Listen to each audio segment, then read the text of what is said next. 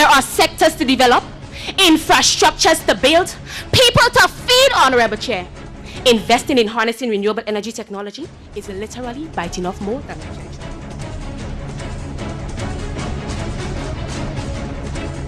Is an investment, is not a luxury for the rich, but instead an imperative for the poor. Grenlec, energizing our Grenada. Welcome to the quarterfinals of the 2015 Grenlec Secondary Schools debate. The St. Andrews Anglican Secondary versus Presentation Brothers College.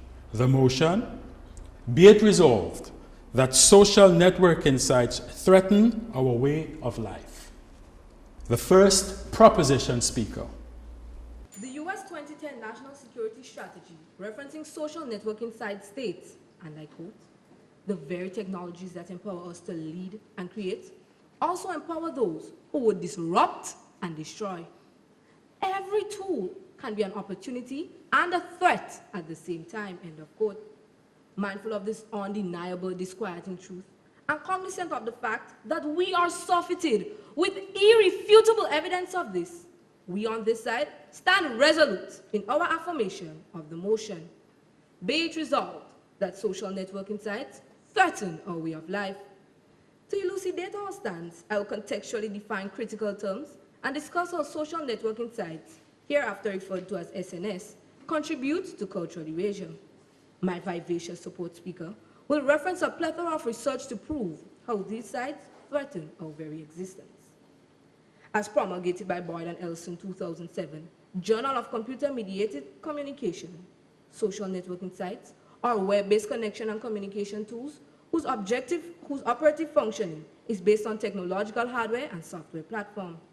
According to the Cambridge English Dictionary, threaten means to put at risk, and our means belonging to us.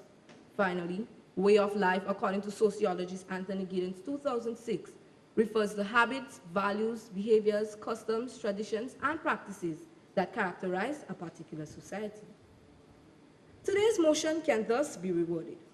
Be it resolved that SNS such as Facebook and MySpace put at risk the habits, behaviors, customs, and traditions that are uniquely ours. Eminent Chair, to argue to the contrary would be nothing short of intellectual dishonesty and disingenuousness. According to the Internet World Statistics, of the estimated 13.5 million Internet users in the Caribbean, close to 7 million are on Facebook, one of the most dominant social platforms with a membership of over 1 billion Internet users. In Grenada, as of December 2013, of the 38.5 thousand Internet users, 30,000 are Facebook users. My learned colleagues may argue that this figure only represents 30% of our population. It is important to note, however, that this in fact represents a significant chunk of our youthful population, proving our argument that SNS are leading our youth away from our way of life. Sociologist Claude Douglas, author of When the Village Was an Extended Family in Grenada, agrees. He laments that profound and rapid social change propelled by the development of technology has contributed to the loss of many of our age-old customs and folkways. Social networking sites are at the center of these changes. These sites have led to marked changes in communal interactions, outdoor interactions, family relationships, communication. Senior citizen Mr. George Graham of Paradise St. Andrews concurs. He notes that our way of life is very personal, and what is indigenous to us includes cricket in the road, fishing expeditions, family circles on a rainy day, outdoor interactions, direct personal communication. Philip Sherlock, author of West Indies, concurs, noting that life was lived outdoors and interpersonal relationships are forged and strengthened by the frequency and intimacy of social interaction. The current tools of communication, however, go by a peculiar set of names: tweets, status updates, activity feeds, profiles, wall posts. Through these media, communication and relationships on a whole have become so impersonal and independent, and there is marked reduction in meaningful social interactions. Sadly, distinguished Chair, although opponents may attempt to convince us otherwise, technological innovations such as SNS made many homes socially distant from the community and from each other, quite unlike our way of life. Personal face-to-face interaction is replaced by impersonal communication via a device or no communication at all. Basic values such as courtesy are slowly fading as individuals' heads are buried in a device as opposed to attending each other. Lively games of cricket in the road has been replaced with crushing of imaginary candies and feeding imaginary animals. Disputes among couples which were once privately settled are now hashed out on Facebook, and life stories which were once private or known to few individuals in the community become a public spectacle for millions by a mere click of a button in a split second. Social networking sites are wreaking havoc on our way of life. The first opposition speaker. Good morning to all. We accept the definitions brought forward by the proposition. My proponents are very good at finding support for what they want to believe. But it is all too easy to fall into the myopic trap of assuming that the only thing to see is what we happen to be looking for. As a famous psychologist, Abraham Maslow observed, and I quote, "To the man who only has a hammer in his toolkit, every problem looks like a nail," end of quote. Let's recognize the fallacious arguments of our proponents, whose insular and ill-considered perspective must be considered frivolous. Be it resolved that social networking sites threaten our way of life. As first speaker, I will edify this house. My second speaker will further supplement our line of argument. Social networking sites were created for the fundamental purpose of networking, which according to Dr. Dana Boyd from the University of Berkeley stated that she defines networking as emphasizing relationship initiation, end of quote. In an article published on BBC April 11, 2011, entitled, "Why did Mark Zuckerberg create Facebook?" Mr. Zuckerberg stated, and I quote, "I wanted to create an environment whereby people can understand what was going on in the world a little better." Honorable Chair, there is an inherent danger to be assumed with anything created for human use. The practice of poor digital citizenship, the misuse and abuse of social networking sites cannot be disregarded. Social networking sites were created for an intended purpose, but blame cannot be reassigned to the site itself. Just think about it. Who do we blame for the crime? The knife or the person behind the knife if someone is stabbed? It is unfounded and illogical for anyone to blame the misuse of social networking sites on the medium itself. Honorable Chair, in this era, change is inevitable. How can we see new ways of doing things as a threat? Was it a threat when Grenlec provided Grenada with electricity in 1928? Like Grenlec, social networking sites have actually enhanced our lives. According to Franz Fanon in his book, Blacks in White Masks, technological developments have encouraged and deepened intercultural interactions rather than eroding cultural identities by enabling further access to cheaper communications and cultural exchange. In the case of Grenada, social networking sites have allowed for an increased opportunity for more local television programs to be available in the Grenadian diaspora. Persons in the Caribbean diaspora can maintain the connection with their homeland through access online versions of the daily newspaper and live stream of the radio over the internet. Cultural transfer is not just part of the social media. The liberalization of all markets over the world and improvement in telecommunications have created a need for increased cultural interactions and cost-effective, efficient global connectedness. According to Dr. Roxanne Burton, professor of the University of the West Indies, in her paper, Globalization, Cultural Identity in Caribbean Society, the Jamaican Case, and she quoted, and I said, "Social networking sites have facilitated further interaction which was not economically feasible to pursue, especially on the individual level. The link is such that Nigerian movies are now very popular in many countries, including Jamaica, and the type of music heard in marketplaces and many other parts of Nigeria are Caribbean and reggae." End of quote. According to Rex Knutsford in his book, Caribbean Cultural Identity, and I quote, "Social media has encouraged the exchange of ideas. This medium has been fostering democracy and free dialogue where media houses are run for profit, which limits what they can report. End of quote. Media houses now use social networking sites to welcome more input into their readers. They do not see their way of operating as being threatened by the sites, but they see it as being enhanced.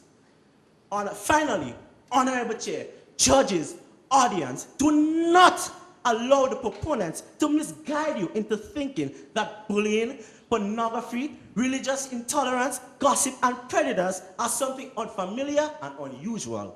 These have been negative aspects of our way of culture long before social media. Instead of it being done on the naval steps or in the market, it is now done online. The methods of doing it may have been altered, but the acts are not the result of the medium. I thank you.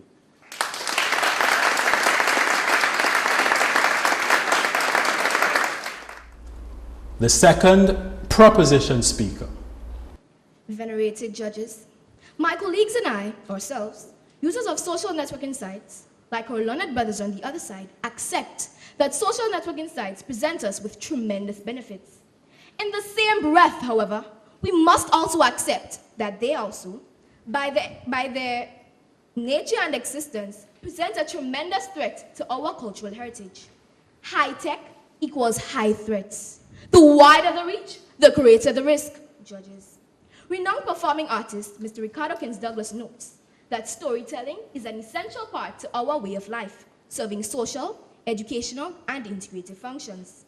Current generations, however, now rely on social networking sites which place little or no value on the elderly's special knowledge of rituals and other practical matters.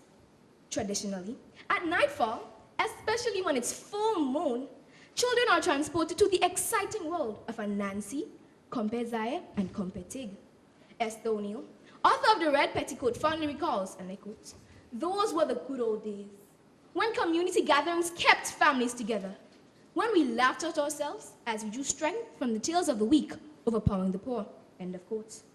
Sadly, those days are no more. No, people laugh out loud without making a sound or crackling a smile. LOL. Youth lack interest in reading and storytelling and opt instead for meaningless chatter via SNS. Added to this, eminent chair, social networking sites threaten our very existence as they provide anonymity, detachment, and pervasiveness. According to Richard Clark, national security expert of the USA, SNS pose a significant and novel threat to national security. Through social networking sites, cyber war and cyber terrorism is facilitated. Vulnerable young people can be radicalized regardless of their geographic location. And terrorist organizations can communicate, recruit, train, and instill fear and trepidation in their populace. Moreover, a study conducted by Columbia University National Center 2011 on addiction and substance abuse found that teens who frequented SNS were up to 5 times more likely to engage in illicit drug use as opposed to those who didn't. Similarly, Mr. Dave Alexander, Drug Avoidance Officer in the Ministry of Education, asserts that SNS present new threats to our safety as they are used to exchange information about drug deals, to notify others in the drug ring about movements of law enforcement, for the actual sale of illegal drugs and false pharmaceutical products, and to access, in graphic detail, information about illegal drug use. He recalled that earlier this year, a student, with the aid of YouTube, devised a life-threatening apparatus to use marijuana non-conventionally. Our brothers may argue that it's not social media, but the users themselves. While this, to some extent, may be true, there's no denying that SNS provide a vehicle or a medium which facilitate these illicit activities, thus threatening our existence. Learned judges, the threats associated with SNS on our way of life continue to mount.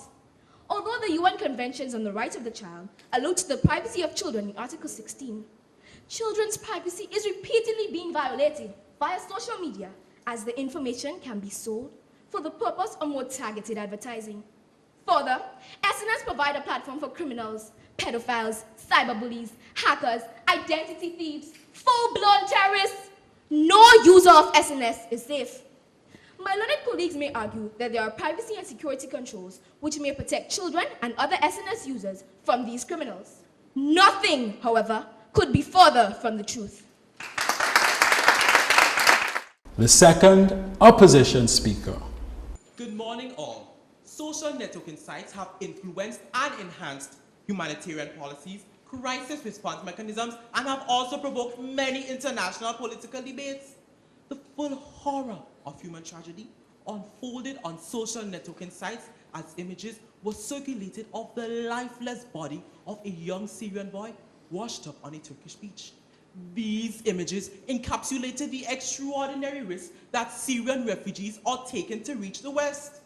With over 7 million shares on Facebook and 12 million on Instagram, these images within 48 hours influenced humanitarian efforts to deal with this world crisis. Referring to government's reaction to dealing with the issue, Justin Forsyth, CEO of Saving Children, stated in an interview conducted on September 2nd, aired on BBC, and I quote, "This tragic image forced the EU to come together and agree to a plan to tackle this world crisis," end of quote. The promulgation of ISIS videos has formed an anti-ISIS coalition. Thanks to social networking sites, foreign policies have changed. Countries such as USA, Russia, Libya, Egypt, and Turkey have joined forces, countries who were diplomatic enemies. The potential influence of citizen journalism and social media platforms extends even beyond political change to humanitarian assistance in disasters and complex emergencies. According to a recent study authored by Mark Ekiem and Eric Nochi, and I quote, "The peer-to-peer assistance of social media engagement can empower affected populations in crises, inform humanitarian agencies of real-time needs, and increase long-term community resilience," end of quote. Moreover, the use of information technologies, especially social networking sites, particularly in the domain of humanitarian assistance for networking, communication, and crisis mapping, has increased greatly over the past few years, generating dynamic exchanges on political global issues that have significant potential for policy impact. Social networking sites have an important role in witnessing and communicating human rights abuses to the wider public. Citizen journalists are turning to social media platforms to disseminate user-generated content that might otherwise neither be read, seen, or heard. Can you imagine how different our knowledge of the Grenada Revolution could have been if social networking sites were available back then? The United Nations have utilized social networking sites as a means of providing information during a crisis. United Nations Foundation 2011, Disaster Relief 2.0, the future of information sharing in humanitarian agencies, United Nations Foundation, Washington, D.C. states, and I quote, "We have made use of social networking sites to communicate information about reconstruction and post-conflict development and change," end of quote. We in the Caribbean were able to avert the Ebola epidemic because of the widespread availability of information on social networking sites. Can you believe if we lived in a vacuum with little or no knowledge about this epidemic and we continue with business as usual? Honorable Chair, social networking sites have undoubtedly enhanced our way of life. Let us embrace this change. This change is not a threat.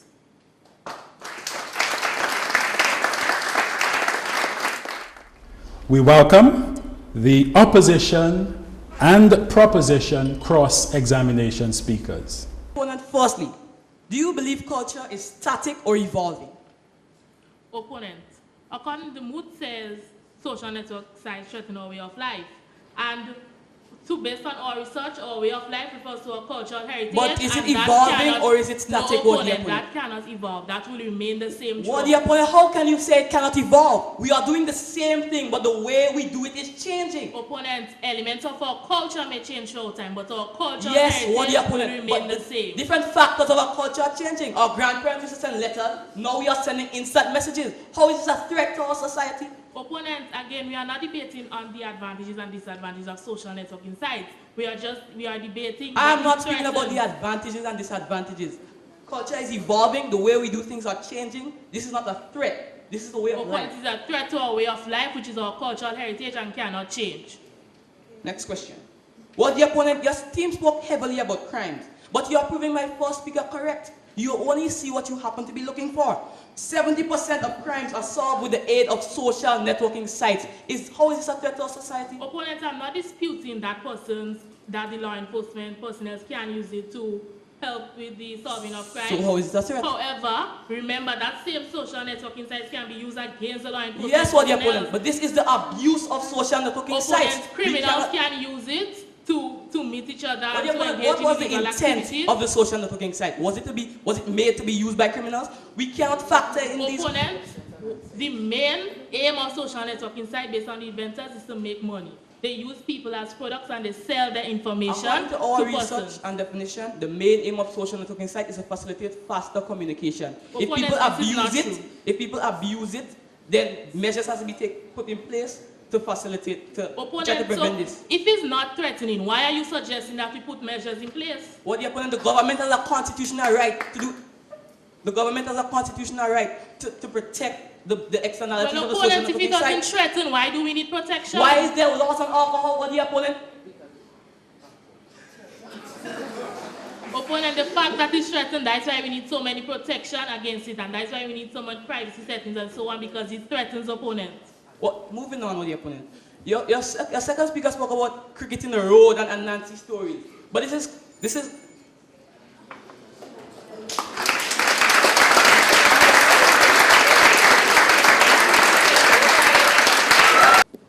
colleague, Hannah Smith, 14, Jessica Laney, 16, Erin Galga, 13, Sierra Pugsley, 15. All teenagers who have committed suicide as consequences of cyberbullying through SNS. So how can these threats opponents for social networking sites threaten our existence, don't you think? For the opponent, first and foremost, bullying would occur nonetheless. Bullying started before the existence of social networking site.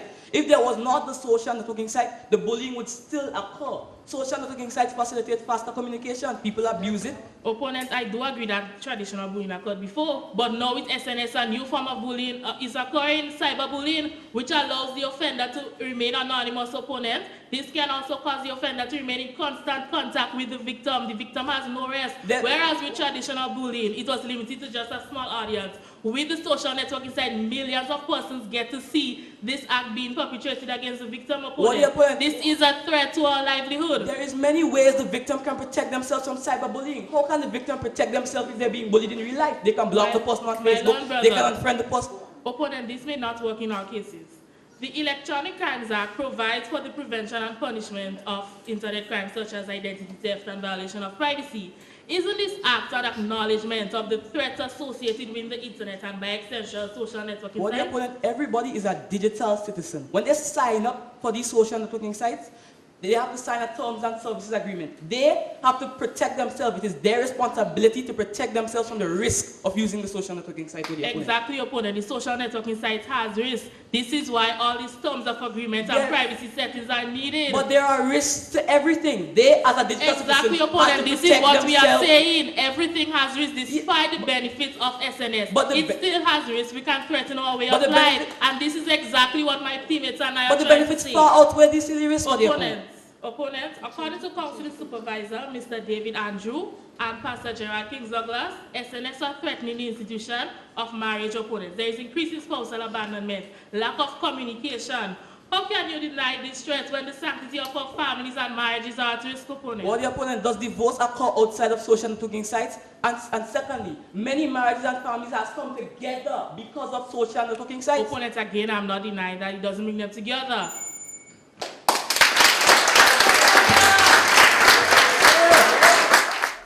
We welcome the opposition rebuttal speaker. Good day. After about 11 minutes listening to my opponents, I am convinced that 1, they are stricken by xenophobia, and 2, they do not know that culture is evolving. Do not allow my opponents to mislead you into believing that there is only Facebook, Instagram, and the like. There are other types of social networking sites, such as professional social networking sites, educational, and business related. Firstly, this first speaker stated that social networking sites are leading youths away from our way of life. They do not know that culture is relative. What may be my culture may not be your culture. What may be America's culture may not be Grenada's culture. So insinuating that culture is going away is preposterous. Secondly, the second speaker stated that storytelling and tradition has gone into oblivion. My worthy opponents, you remind me of Anansi trying to concoct lies and cunning words to try to mislead my opponents. Let me tell you something. Culture is not going away. Culture is here to stay. But it still can evolve. Cyber terrorist organizations and gangs communicate via social networking sites. Measures can be put in place and users can sign to a terms of use, terms and conditions to protect themselves. That's why there are cyber laws to prepare for those persons who will misuse social networking sites. Fourthly, they said that ads are a nuisance. Again, terms and conditions are there, so if you agree to them, you're agreeing to ads, you're agreeing to the risk of being cyberbullied, and you're agreeing to the risk of being prone to suicide. Take into consideration this analogy. Red wine cannot be blamed for intoxicated users, the crimes that they commit, but the crimes that they commit the crimes that the persons commit has to be dealt with by the law, and the persons have to be dealt with, not the red wine. So social networking sites cannot and should not be blamed for the wrongs of its users. We welcome the proposition rebuttal speaker. Members of this honorable house, it would be remiss of my teammates and me to allow the unfounded claims of our opponents to go unchallenged. The first speaker claimed that SNS do not threaten our way of life, but rather enhance or complement it. And we agree that on one hand, they do. But what about cyberbullying and consequent suicides, terrorism, internet addiction, identity theft? Did you say enhancement with the opponents? And the opposition member also stated that our culture is evolving, and we maintain, however, that our way of life is our cultural heritage and cannot change. And, my brothers, you must also understand that not everything that is now part of our quote-unquote culture belongs to us. Some are imported in large parts due to the very same SNS. The first speaker touted that SNS facilitates cheaper interaction and allows people to be more informed. We agree. However, opponents, you will also agree that good news travel fast and bad news even faster, thus threatening our very existence. Social media provides an avenue for the spread of unreliable, false, and dangerous information in a way that never existed before. During our research, for example, we learned that on September 5th, 2012, rumors of fires and shootouts of caravan gunmen spread via Twitter and Facebook, leading to the closure of schools and deployment of hundreds of police officers. One of my brothers also noted that it's not the sites to be blamed, but rather how persons utilize it.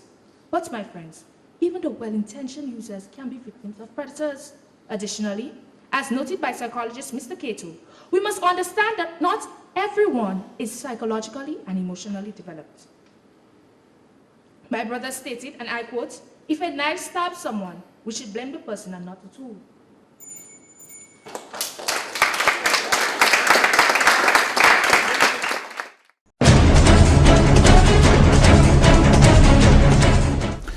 We congratulate the teams moving forward to the semi-final round of the Grenlec 2015 debates.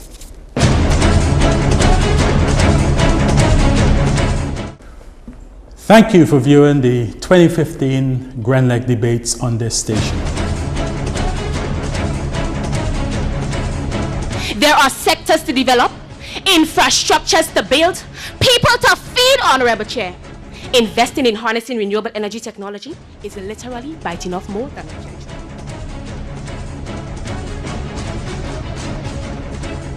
It's an investment. It's not a luxury for the rich, but instead an imperative for the poor. Grenlec, energizing our Grenada.